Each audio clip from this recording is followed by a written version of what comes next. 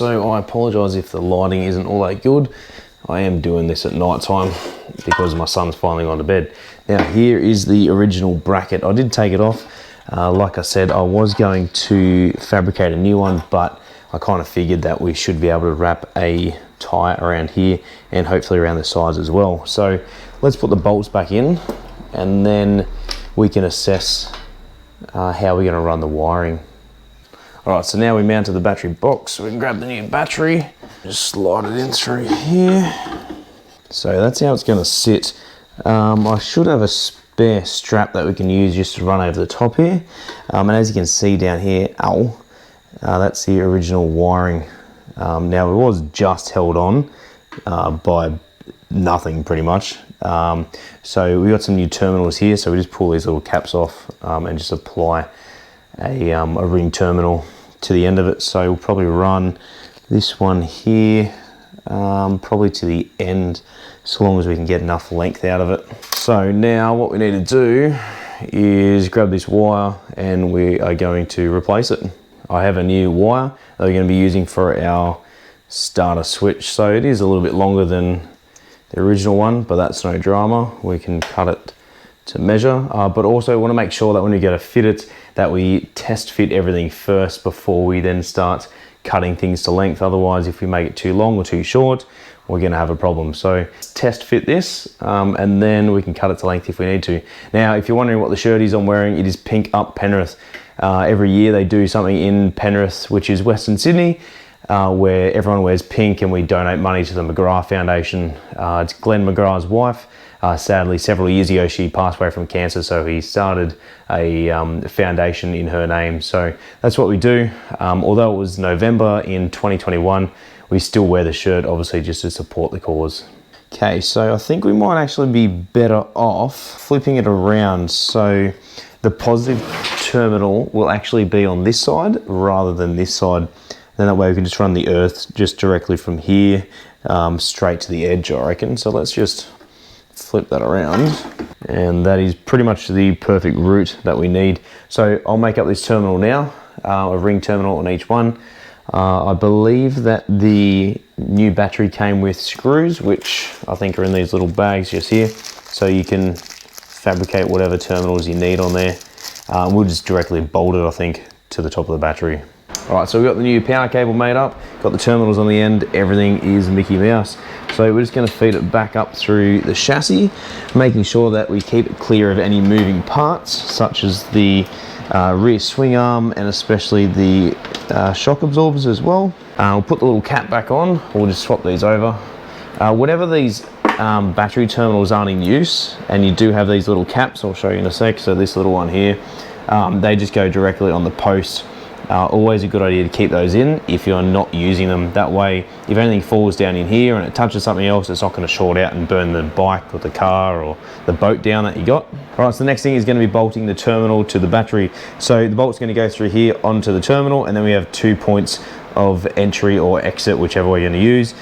We might actually use both, depending if we're going to run another light source, like a light bar at the front, which we probably will. So you just got to make sure that you put that in an appropriate position in which you can get to it. And we're going to stick it just there, I reckon.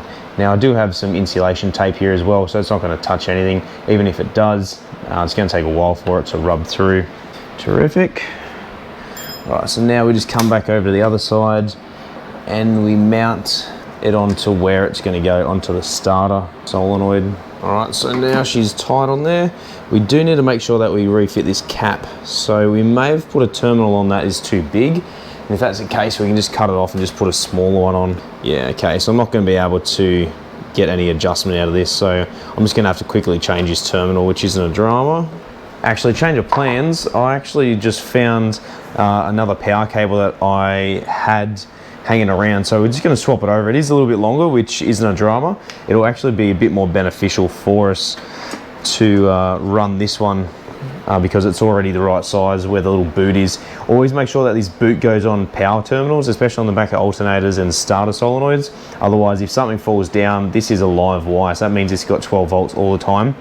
So once it's then makes contact with earth, it'll then just cause a short circuit and then cause the the item that you're working on, bike, trailer, boat, caravan, whatever it is, to short out, and then you'll just create a world of pain for yourself having the entire vehicle burned to the ground. Also, that's the reason why they have fuses as well, that if something goes wrong and the current is too large, it'll then pop the fuse. If you put a larger fuse in there, it'll just keep drawing more and more current, and every wire is designed to carry so much current through it. So for instance, this might be 50 amp, for instance. If you run 60, 70, 80 amps through there, it'll just cause the wiring to melt. Right, so we'll just tuck that wire in there as best we can, just so it's out of the way. And we'll do the same up under here as well. Put it on there, put the nut and the washer on. All right, so once again, we're just gonna mount the negative battery terminal. All right, cool, so I am happy with that. Now, time to test the starting circuit. So hopefully we should be able to hear this relay click when we push the start button. So let's have a look. We've just remounted the starter solenoid in here. Yes, everything is apart. Yes, it looks like absolute rubbish. So we're going to switch this to the on position and then hit the start button and see what happens. Okay, so we're not getting anything at all. Next thing we're going to test is to see if we have any lights, which we obviously don't. All right, so we could have a earth issue, or the switch doesn't work whatsoever. There is a problem between the starter switch up on the handlebars and here, or the solenoids are working, or there is a problem between here and the starter motor, or even the starter motor. So let's do some diagnosis. Now, to make sure that the starter solenoid works, what we can do is run a wire between these two terminals. It'll then cause the bike to crank, so we can confirm that that is working a-okay. So we'll just grab one of our wires. We'll just use the old wire, for instance, now. All right, so we know that the starter solenoid works because the bike was just cranking. So the problem lies between this wire and the starter switch on the dash. All right, so I managed to fluke getting it pretty much started. What I did was I found at the back of the starter switch, so where the key is for the bike, there was a connector just here, and I was wiggling that around. I connected it, everything was going fine, and then the reds were just flickering on and off like this. And then I gave it a bit of a wiggle, cleaned it up. So I just need to put a little bit of WD-40 in the terminal, and then we should be good. So now if we hit the start switch, the starter solenoid is clicking, which then, once energized on this side, that will go straight to the starter motor and she will start. All right, let's give it a shot.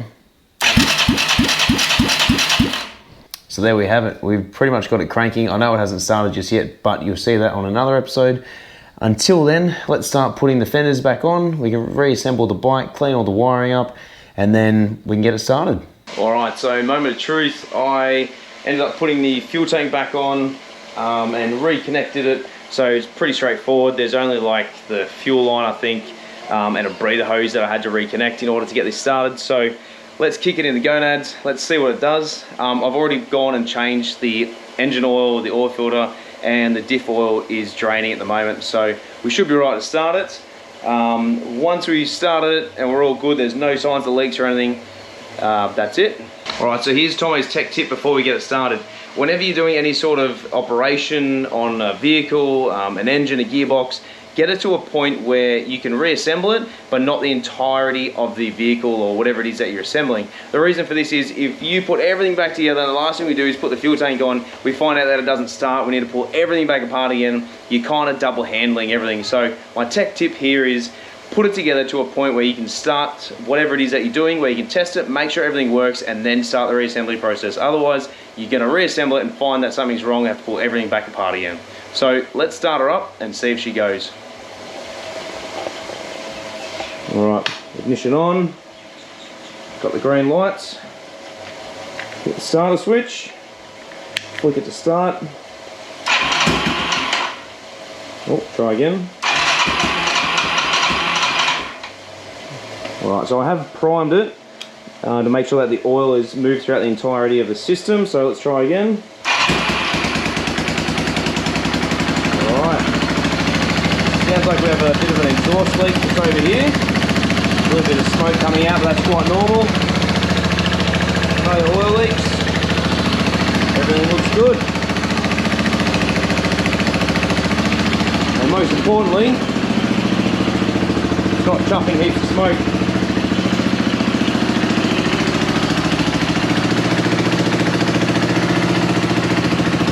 See if we can give it a rev.